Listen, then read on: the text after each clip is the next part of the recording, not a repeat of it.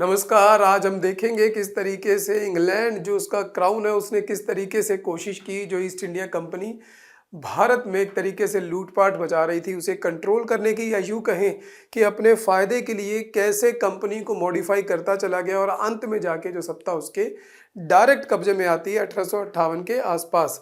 तो सारे उस विकास को टॉपिक वाइज हम समझेंगे, इतिहास के उन हिस्सों को भी देखेंगे, उन कहानियों को भी देखेंगे जो थोड़ी कम सुनी जाती हैं, जो उनके पीछे का इतिहास रहा है। तो सबसे पहले बात करेंगे 1773 का जो रेगुलेटिंग एक्ट था वो आखिर में पास क्यों किया जाता है, ऐसी क्या आवश्यकता पड़ गई थी वहाँ पर कि कानून को पास किया जाए। तो ईस्ट इंडिया कंपनी की एक तरीके से भारत में देखें तो जो बैठने वाली बात है वो शुरू होता है बक्सर के युद्ध के बाद, जब पहली बार बंगाल, बिहार और उड़ीसा की दीवानी मिलती है उन्हें, जो शाह आलम सेकंड थे, मुगल एम्परर थे उसके बाद। तो वहाँ उसके बाद एक तरीके से वहाँ पर दोहरी शासन व्यवस्था एक स्थापित होती है, जहाँ पर जो कंपनी के पास, जिसे हम समझेंगे बैकग्राउंड के अंदर कि आखिर क्यों एक्ट पास हुआ, तो दोहरी शासन व्यवस्था वहाँ पर स्थापित होती है। 1765 से लेकर 1772 तक वो चलती है। रॉबर्ट क्लाइव जो थे वो इसके जनक थे। इस शासन व्यवस्था में जो दीवानी का काम था, वो दीवानी के राइट्स तो मिल गए थे कंपनी को। निजामत यानी कि जो मिलिट्री एडमिनिस्ट्रेशन था, सिविल एडमिनिस्ट्रेशन था जो उसकी, और जुडिशियल जो पावर थी उसकी जो सारी शक्ति थी वो कंपनी ने ले ली थी, उसके बदले वो पैसा दे रही थी। तो दोनों जो शक्तियां थी मेन, वो एक तरीके से कंपनी के पास थी, लेकिन उसकी जो सारा दारोमदार था वो नवाब के सिर पर था। तो इसे दोहरी शासन व्यवस्था कहा जाता है और ये बहुत बुरी व्यवस्था थी। इसमें कुछ भी चेक एंड बैलेंस नहीं थे, कैसे लूट हो रही है, कौन लूट रहा है, किधर पैसा जा रहा है, किसको एडमिनिस्ट्रेशन देखना है।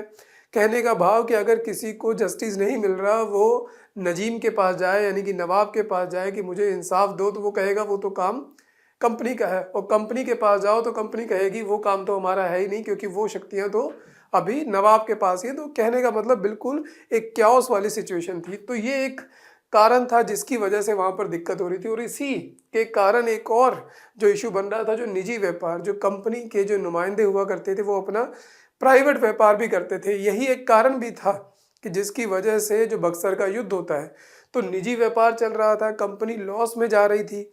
दोहरी शासन व्यवस्था होने के कारण जो रेवेन्यू है, जिसकी उन्हें उम्मीद थी कि 40 लाख पाउंड पर साल बंगाल से, बिहार से, उड़ीसा से पैसा आएगा, वो आ नहीं रहा था। उसी के बीच में इतनी ऑपरेशन हो रही थी लोगों की कि खेती नहीं ढंग से हुई, वहाँ पर अकाल पड़ गया और बहुत भयंकर जो 1770 का अकाल पड़ जाता है।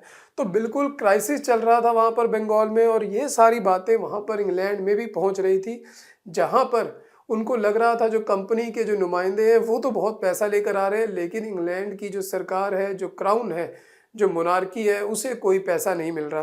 तो उन्होंने बीच में शर्त रखी कि भाई हमें भी कुछ पैसा दिया करो। तो उन्होंने कंपनी से कहा, पहली बार 1767 में 1767 में पहली बार जो क्राउन है, यानी कि वहाँ का राजा है, उसने पहली बार मांगा कि मुझे भी इसमें से हिस्सा दो। तो कंपनी ने कहा ठीक है, 40 लाख जो पाउंड आएंगे उसमें से 4 लाख पाउंड हर साल हम तुम्हें भी दे दिया करेंगे। लेकिन ये जो सारा कुछ हो रहा था, दोहरी शासन व्यवस्था, निजी व्यापार, 1770 का अकाल, इसमें से पैसा नहीं आ रहा था और कंपनी यहाँ भी पैसा नहीं दे पा रही थी, क्राइसिस में थी। उसी बीच में पहला मैसूर का युद्ध होता है, जहाँ पर हैदर अली, निजाम, मराठा, नवाब ऑफ कर्नाटक सब लोग एक साथ आ जाते हैं। उनको लगता है कि पहले इसको भगाओ, तो वहाँ पर अंग्रेजों की हार हो जाती है। तो पूरा देखिए वो जो समय है वो सारा यही चल रहा था। ये 1767 से 1769 के बीच में युद्ध होता है। तो ये सारा समय वो चल रहा था। उसके बाद जो कंपनी है पूरे दिवालिये पे पहुंच जाती है। वो कहती है कि मुझे अब 10 लाख पाउंड का लोन दे दो। बैंक ऑफ इंग्लैंड में पहुंच जाती है। तो बैंक ऑफ इंग्लैंड में जब पहुंचती है तो वहाँ की जो एक एक पार्लियामेंट है, एक पार्लियामेंट वहाँ की भी कोई बहुत अच्छी नहीं थी। वहाँ भी सीटें खरीदी जाती थी, बेची जाती थी। तो एक तरीके से एरिस्टोक्रेसी थी, लेकिन वो चाहते थे कि पैसा इनके पास ना रहे, पैसा हमारे पास भी आए। तो इसी कारण को देखते हुए वहाँ पर 2 एक्ट जो है ब्रिटेन की पार्लियामेंट है वहाँ पर पास किए जाते हैं। पहले एक्ट में कहा जाता है कि 14 लाख रुपया तुम्हें दे रहे हैं, 4% जो एनुअल ब्याज दर है उसके ऊपर। लेकिन जो दूसरा एक्ट था जो ज़्यादा इंपॉर्टेंट है, जिसने ईस्ट इंडिया कंपनी की एक तरीके से शासन व्यवस्था, या यूं कहें भारत में एक मॉडर्न शासन व्यवस्था अगर कहना चाहें या यूं कहना चाहें एक अंग्रेजी शासन व्यवस्था की तरफ कदम बढ़ाया, वो था रेगुलेटिंग एक्ट 1773 का। तो रेगुलेटिंग एक्ट 1773 का पहला ऐसा एक्ट है कि जो ब्रिटिश पार्लियामेंट में पास होता है और जो अप्लाई होता है वो भारत में होता है। Change in constitution of company, company का जो कॉन्स्टिट्यूशन था उसके अंदर उसमें बदलाव किया गया। दो जगह पर बदलाव किया गया कंपनी के कॉन्स्टिट्यूशन में। एक तो इंग्लैंड में जो उसका स्ट्रक्चर था, जो उसकी व्यवस्था थी उसके अंदर, एक भारत में जो यहाँ पर जिस तरीके से कंपनी काम कर रही थी उसके अंदर। तो जो इंग्लैंड में जो चेंज होती है व्यवस्था, अगर उसको हम देखें तो जैसे कि यहाँ पर लिखा हुआ सारी बात कि अत्यधिक संवैधानिक महत्व है, ईस्ट इंडिया कंपनी के कार्यों को नियमित और नियंत्रित करने की दिशा में कदम उठाया गया। पहली बार कंपनी के प्रशासनिक और राजनीतिक कार्यों को मान्यता दी गई। तो जो हम कहानी पूरी समझ रहे थे, सुन रहे थे, कहने का भाव इस तरीके से यहाँ पर एक कोशिश की गई। और उसके बाद अगर देखें तो जो विशेषताएं हैं, जो दो एंगल से हमने देखा कि एक इंग्लैंड में और एक इंडिया में। तो जो इंग्लैंड में किया गया वहाँ पर दो एक दायरे हुआ करते थे, एक कोर्ट ऑफ प्रोप्राइटर हुआ करते थे, जिनकी जो डायरेक्ट पैसा था वो कंपनी में लगा होता था, एक तरीके से कह सकते हैं डायरेक्ट शेयर होल्डर थे। उसके बाद डेली बेसिस पे कंपनी का जो एडमिनिस्ट्रेशन है उसको मैनेज करने के लिए कोर्ट ऑफ डायरेक्टर हुआ करते थे। तो court of proprietor, court of director, उसके बाद कोर्ट ऑफ डायरेक्टर अपॉइंट करते थे कौन जाएगा भारत में, कैसे कंपनी का शासन भारत में चलेगा, कितना पैसा आ रहा है, क्या हो रहा है, सब कुछ। तो इस एक्ट ने पहला काम किया, जो कोर्ट ऑफ प्रोप्राइटर थे उसमें जो वोटिंग देने का अधिकार था, पहले वो 500 पाउंड के जिसके पास शेयर हो उसको भी था, लेकिन उसे बढ़ाकर 1000 पाउंड कर दिया गया। यानी कि जिसके पास ज़्यादा पैसा लगा है वो सिर्फ वोट कर पाए, जो छोटे मोटे निवेशक हैं उनको साइड में कर दिया गया। उसके बाद कोर्ट ऑफ डायरेक्टर पर कदम उठाया गया। कोर्ट ऑफ डायरेक्टर में किया गया कि जो उनकी गिनती है वो 24 कर दी गई। 24 के बाद कर दिया गया कि जो हर साल चुने जा रहे हैं कि नए नए कोर्ट ऑफ डायरेक्टर।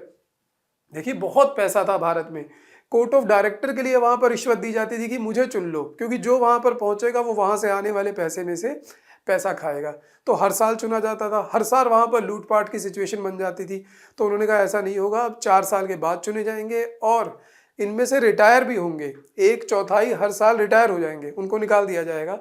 तो मैनेज करने की कोशिश की गई। तो कुछ लोगों का कहना है कि इंग्लैंड की जो पार्लियामेंट थी शुरुआती समय में अपने आइडियोलॉजी को देखते हुए कि हम बहुत अच्छी शासन व्यवस्था देंगे, इस तरीके से चल रहे थे। लेकिन अगर देखा जाए तो जो मेन टारगेट था वो भारत के पैसे को लूटना ही था, उसके अलावा और कुछ नहीं था। यानी क्यों कह सकते हैं कि अपना शेयर नहीं मिल रहा है तो शेयर के लिए उसको मैनेज करने की एक दिखावा किया जा रहा है, जैसे कि भारत में आज भी होता है। जहाँ पर करप्शन होती है वहाँ पर ऊपर वाले अफसर जबरदस्ती नीचे वाले को डांटते हैं कि नहीं तुम गलत काम कर रहे हो, ऐसे करो। उसका सिर्फ एक ही मतलब होता है कि जो पैसा है वो पूरा नहीं पहुँच रहा है, पैसा वहाँ पर पूरा पहुँचा दिया जाए।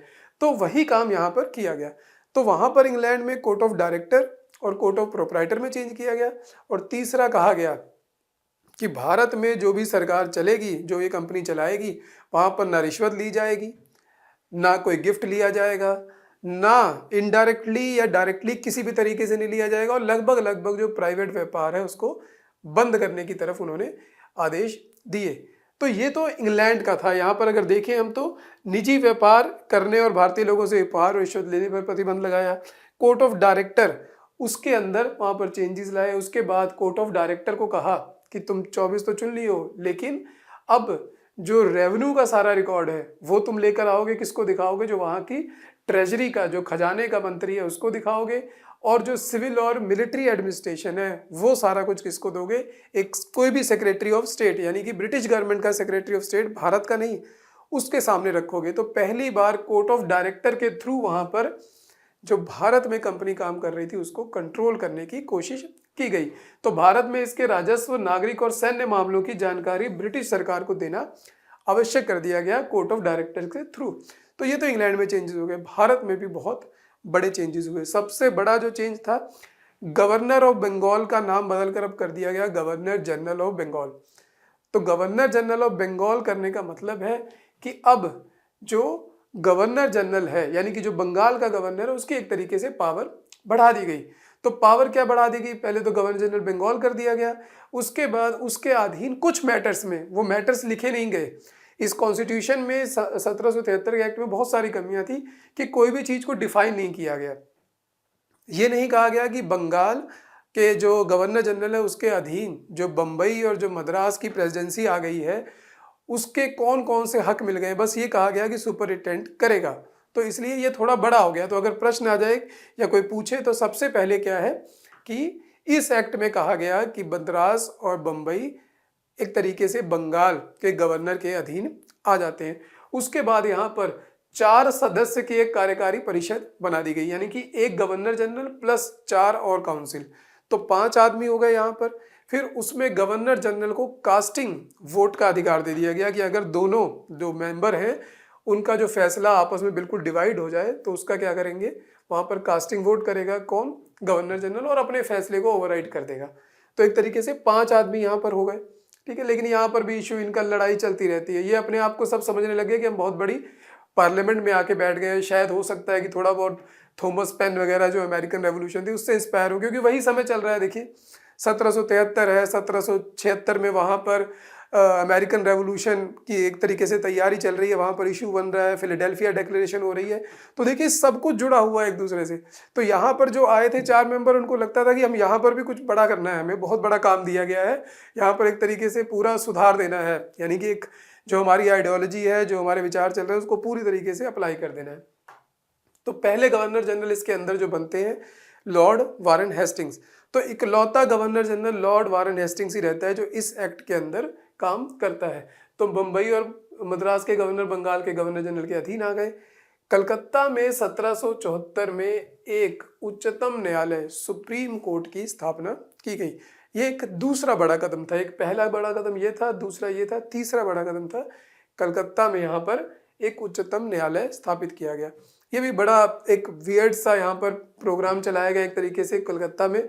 तो जो सुप्रीम कोर्ट थी कलकत्ता की, उसकी जो पावर थी, उसके पास ओरिजिनल ज्यूरिसडिक्शन भी थी, अपीलीय ज्यूरिसडिक्शन भी थी, यानी कि कोई डायरेक्ट भी पहुंच सकता था। नीचे वाली जो छोटी मोटी कोई उनकी जो कंपनी की एक तरीके से प्रोविंशियल कोर्ट चला करती थी, छोटे बहुत फैसले करते थे रूडिमेंट्री लेवल पर, उनकी अपील भी लेकर यहाँ पर पहुंचा जा सकता था। उसके बाद यहाँ पर एक चीफ जस्टिस और 3 जजेस की वहाँ पर अपॉइंटमेंट की गई। उसके बाद जो लॉ अप्लाई होना था वो ब्रिटिश लॉ अप्लाई होना था। तो देखिए अभी 1773 में कितना कोई इनकी कंपनी का एक्सपोजर था इंग्लैंड का, तो लॉ कौन सा अप्लाई होना था, इंग्लैंड का, और जो बाकी लोग थे वो भारतीय थे। तो सभी सिविल सर्वेंट, चाहे वो बंगाल में, चाहे मद्रास में, चाहे सूरत में, कहीं भी काम कर रहे थे, पब्लिक सर्वेंट, सिविल सर्वेंट नहीं कहेंगे, वो डेफिनेशन तो बाद में आती है। तो पब्लिक सर्वेंट जो कंपनी के थे सारे इसकी ज्यूरिसडिक्शन के अंदर आ गए। उसके बाद जितने भी ब्रिटिश सब्जेक्ट, इन्होंने बहुत अपने आप को बड़ा मान लिया कि ब्रिटिश सब्जेक्ट जितने भी हैं, चाहे वो बंगाली हैं चाहे यूरोपियन है, बंगाल के, वो सारे इनके अधीन आ गए। तो उसमें बहुत इशू बना कि ये ऐसे नहीं हो सकता, वैसे नहीं हो सकता, ये ज्यूरिसडिक्शन ज़्यादा बड़ी है। तो उसका हल करने के लिए 1781 में एक अमेंडमेंट एक्ट आता है। उसमें कहा जाता है कि जो सुप्रीम कोर्ट की ज्यूरिसडिक्शन है वो केवल और केवल कहाँ तक सीमित रहेगी, कलकत्ता के बाशिंदों तक सीमित रहेगी। तो वहाँ पर उसके अधिकारों को कुछ कम किया गया।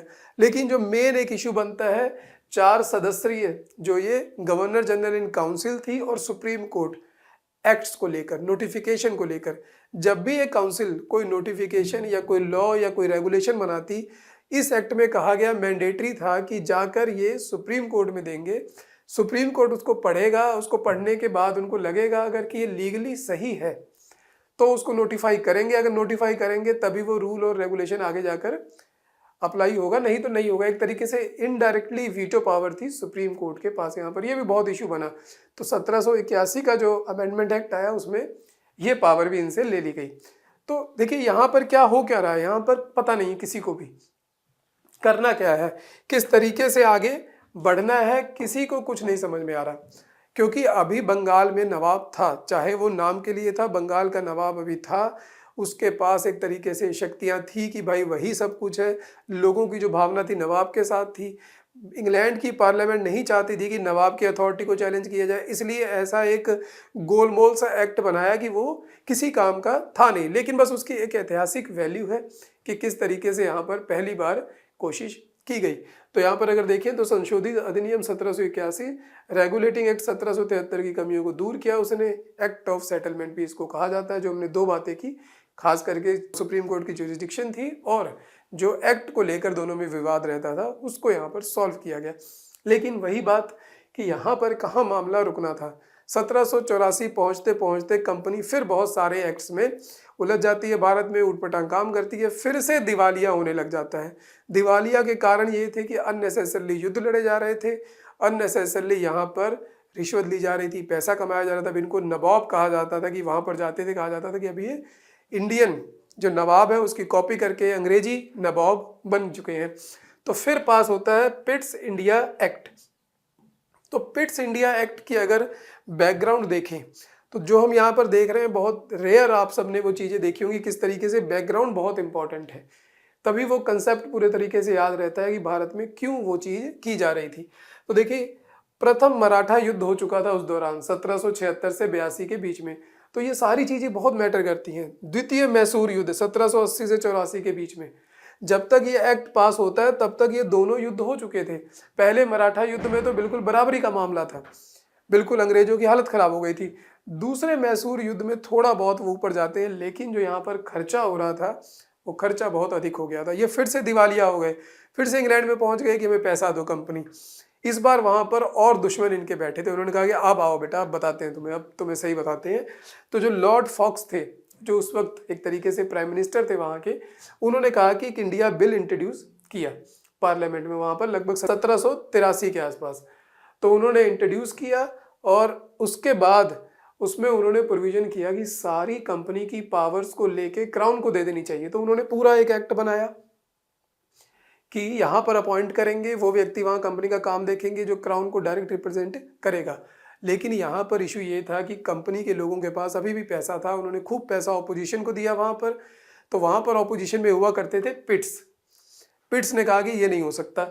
ये एक्ट लॉर्ड फॉक्स और लॉर्ड नॉर्थ दो व्यक्ति थे, इनका एक्ट ये पास भी हो गया हाउस ऑफ कॉमन में, यानी कि जो लोअर वहाँ की जो पार्लियामेंट का हाउस है, जैसे यहाँ पर लोकसभा हाउस ऑफ कॉमन, लेकिन हाउस ऑफ लॉर्ड में वो एक्ट फेल हो जाता है। वो एक्ट फेल हो जाता है, ये सरकार गिर जाती है। वहाँ पर भारत के मामले को लेकर इंग्लैंड में सरकार गिर जाती है। तो जब यहाँ पर सरकार गिर जाती है, फिर नई सरकार बनती है ऑपोजिशन के व्यक्ति की, पिट्स की। फिर वो एक्ट लेकर आते हैं, कहते मैं लेकर आऊँगा। उनकी मिनिस्ट्री को रिजाइन देना पड़ जाता है क्योंकि वहाँ पर आपस में सहमति नहीं बन रही थी। देखिए, भारत के लिए वहाँ पर क्राइसिस हो रहा है। तो ये पहला और आखिरी मौका है, अगर कभी कोई ऐसा पूछ ले, कहीं पर बात हो जाए कि पहली और आखिरी बार जब ब्रिटेन की पार्लियामेंट में भारत को लेकर विरोध हुआ, सरकार गिरी, तो वो 1784 में जब ये एक्ट पास हो रहा था, जब कंपनी की एक्ट को रेगुलेट करना था, तब हुआ। उसके बाद तो फिर ये पक्के हो गए, उन्होंने कहा कि अब नहीं, अब तो केवल पैसा लूटना है और कुछ नहीं करना है। फिर उसके बाद पिट्स की मिनिस्ट्री न्यू बिल लेके आई, जो आखिर में पास हुआ, जिसको कहा जाता है पिट्स इंडिया एक्ट। तो अब चलते हैं एक्ट की कुछ इंपॉर्टेंट देख लेते हैं। यही दो एक्ट आज हम देखेंगे, पिट्स इंडिया एक्ट। तो पिट्स इंडिया एक्ट में क्या किया जाता है कि यहाँ पर भी दो चेंजेस किए जाते हैं, ब्रिटेन में और भारत में। जो ब्रिटेन में चेंजेस किए गए वो भी बहुत इंपॉर्टेंट है, और जो भारत में किया गया वो भी ठीक ठाक इंपॉर्टेंट है। तो ब्रिटेन में क्या किया गया, दोहरी शासन व्यवस्था जो वहाँ पर जो बंगाल में चल रही थी उसको समाप्त किया गया था 1773 में, उसको यहाँ पर वापस ले आया गया इंग्लैंड में। यहाँ पर दोहरी शासन व्यवस्था कर दी। कैसे कर दी, एक बना दिया गया बोर्ड ऑफ कंट्रोल, जिसे कहा जाता है निदेशक मंडल, और एक बना दिया गया कोर्ट ऑफ डायरेक्टर, जो कि कंपनी के कोर्ट ऑफ डायरेक्टर थे। तो कहा गया कि कोर्ट ऑफ डायरेक्टर तो डायरेक्ट कम्युनिकेशन करेंगे कंपनी के साथ, यही देखेंगे किसको अपॉइंट करना है, क्या करना है, लेकिन ये जो भी करेंगे उसकी सारी रिपोर्ट बोर्ड ऑफ कंट्रोल के पास जाएगी, और बोर्ड ऑफ कंट्रोल जो कहेगा कोर्ट ऑफ डायरेक्टर को वो इनको करना पड़ेगा। और बोर्ड ऑफ डायरेक्टर जो है वो डायरेक्ट किसके कंट्रोल में है, क्राउन के, मोनार्की के। तो एक तरीके से मोनार्की ने पहले ही घुसने की कोशिश की लॉर्ड फॉक्स के द्वारा, लेकिन यहाँ पर अब इनडायरेक्टली तरीके से घुस चुकी थी। तो बोर्ड ऑफ कॉन्ट्रैक्ट के कंट्रोल के 5 मेंबर थे। तो ये बोर्ड ऑफ कंट्रोल जो बना है ये 1858 तक चलता रहा, जब इसको सुपरसीड किया है secretary of state of India ने। यानी कि कितने साल चला, 1784 से लेकर 1858 तक। तो बोर्ड ऑफ कंट्रोल जो क्राउन के अंदर है उसके पास मेन पावर थी, वो इसको कुछ भी डायरेक्शन दे सकता था। कागजों में कोई पावर नहीं थी, लेकिन ये एक तरीके से पूरा कंट्रोल में आ गया। इवन अगर चाहे तो कोर्ट ऑफ डायरेक्टर को इसकी एक सीक्रेट कमेटी बनाई गई थी 3 लोगों की, उसके थ्रू एक्स्ट्रा ऑर्डिनरी ऑर्डर दे सकता था, सुपरसीड भी कर सकता था। तो ये यहाँ पर चेंजेस किए गए इंग्लैंड में, जो बहुत इंपॉर्टेंट थे। चलते हैं भारत की तरफ। भारत में क्या किया गया, अब वहाँ पर क्या था, इशू था वारेन हेस्टिंग्स के साथ।